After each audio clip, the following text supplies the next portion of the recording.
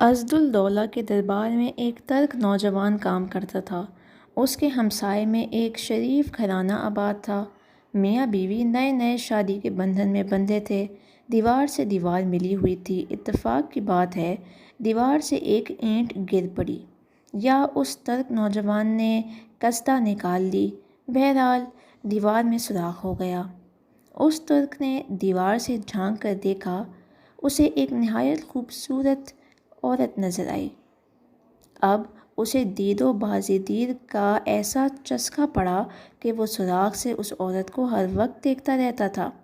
شروع میں تو عورت کو پتہ نہ چلا کہ کوئی اسے دیکھتا ہے، البتہ رفتہ رفتہ اسے معلوم ہو گیا کہ ترک ہمسایہ اسے چوری چھپے دیکھتا رہتا ہے۔ عورت پاک دامن تھی۔ اس نے اپنے خاوند سے شکایت کی کہ یہ ترک آدمی مجھے روزانہ دیوار سے جھانکتا رہتا ہے۔ اس مکان میں میرے سوا کوئی اور نہیں ہے، اس لیے لوگوں کو شک گزرے گا کہ میری اس سے شناسائی ہے اور اس سے میں باتیں کرتی ہوں۔ لوگ یہ سمجھیں گے۔ مجھے سمجھ نہیں آتا کہ میں اس سے چھٹکارے کے لیے کیا کروں۔ خاوند کو جب یہ مذموم حرکت معلوم ہوئی تو اسے بڑا غصہ آیا۔ اس کی عزت پر ڈاکہ ڈالا جا رہا تھا۔ اس نے فوراً ایک منصوبہ بنایا اور اپنی بیوی سے کہا، گھبرانے کی ضرورت نہیں، ایسا کرو کہ اس کے نام ایک رقعہ لکھ لو اور اسے سوراخ سے اس کی طرف پھینک دو۔ رقعے کا مضمون یہ ہونا چاہیے، نوجوان فضول کھڑے ہونے اور سوراخ سے مجھے چوری چھپے دیکھتے رہنے کا کوئی فائدہ نہیں۔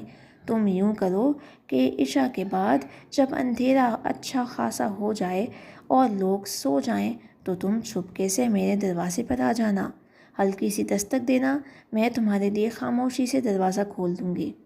عورت نے یہ مضمون لکھ کر نوجوان کی طرف سوراخ سے رقعہ پھینک دیا۔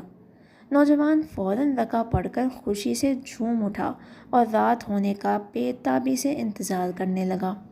ادھر خاتون کے شوہر نے گھر کے دروازے کے پیچھے گہرا گڑھا کھودا اور عشاء کے ترک ہونے پر نوجوان کی گھاٹ میں بیٹھ گیا۔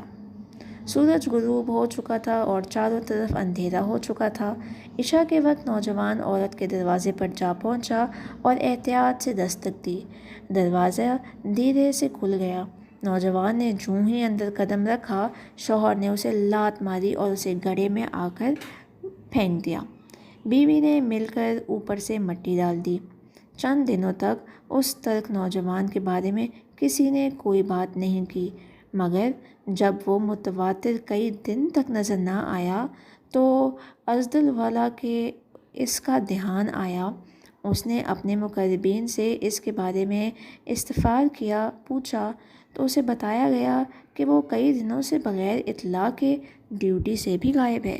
اسدالدولہ کو ترک نوجوان کے اچانک غائب ہو جانے پر بڑی تشویش ہوئی۔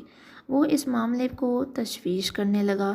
اس نے اس کی رہائش گاہ کے قریب والی مسجد کے مؤذن کو بلایا، مؤذن کو سرکاری دربار سے بلوایا اور اسے یہ خبر دی۔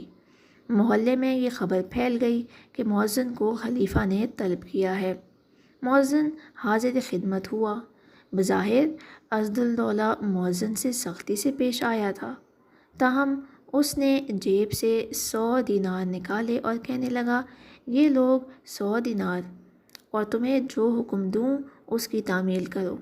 مؤذن نے عرض کیا، حکم دیجیے، فوری تعمیل ہوگی۔ اسدالدولہ نے حکم دیا کہ جب تم واپس جاؤ تم عشاء کی اذان دے کر مسجد کے اندر بیٹھ جانا۔ سب سے پہلے جو شخص آئے اور میری بات پوچھے کہ میں نے تمہیں کیوں طلب کیا تھا تو اس کے بارے میں آ کر مجھے بتانا۔ مؤذن واپس آیا اور اسدالدولہ کے حکم کے مطابق اذان دے کر مسجد میں بیٹھ گیا۔ اذان سنتے ہی ایک آدمی مسجد میں داخل ہوا۔ یہ وہی آدمی تھا جس کی بیوی پر ترک نوجوان نے بری نگاہ رکھی ہوئی تھی اور جسے اس نے اپنے دروازے کے پاس گڑھے میں دفن کر دیا تھا۔ مسجد میں داخل ہوتے ہی اس نے مؤذن سے پوچھا، میرا دل تمہاری طرف لگا ہوا تھا، بتاؤ خلیفہ نے تمہیں کیوں بلوایا اور وہ تم سے کیا معلوم کرنا چاہتا تھا؟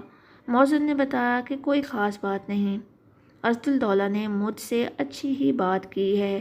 صبح ہوتے ہی مؤذن مسجد سے نکلا اور اسدالدولہ کی خدمت میں حاضر ہو کر اس آدمی کے بارے میں اسے اطلاع دی۔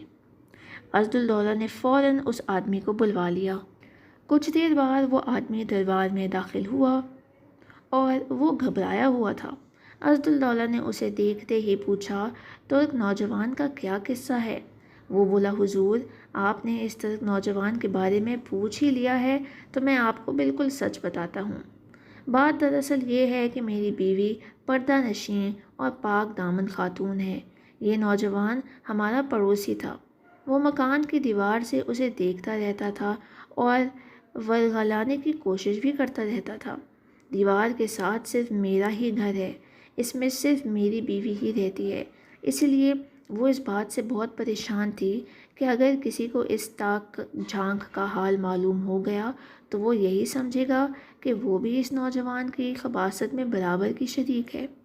یہ میری عزت پر حملہ تھا، میں برداشت نہ کر سکتا تھا، لہٰذا میں نے اسے ٹھکانے لگا دیا۔ اس شخص نے مختصر طور پر ترک نوجوان کو گڑھے میں دفن کرنے کی روداد بھی سنا دی۔ اسدالدولہ نے اس کی ساری گفتگو سننے کے بعد فرمایا، جاؤ، اللہ کے سپرد نہ لوگوں کو اس بات کی کوئی خبر ہوئی نہ ہم یہ راز فاش کریں گے۔